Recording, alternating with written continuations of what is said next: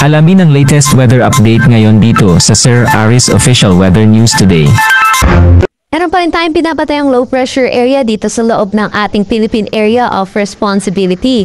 Kaninang 3 a.m., muli itong namataan sa line 360 kilometers west ng Bacnotan, La Union. Ngayon, wala na tayong direktang epekto sa anumang parte ng ating bansa at hindi rin natin inaasahan na magiging isang ganap na bagyo.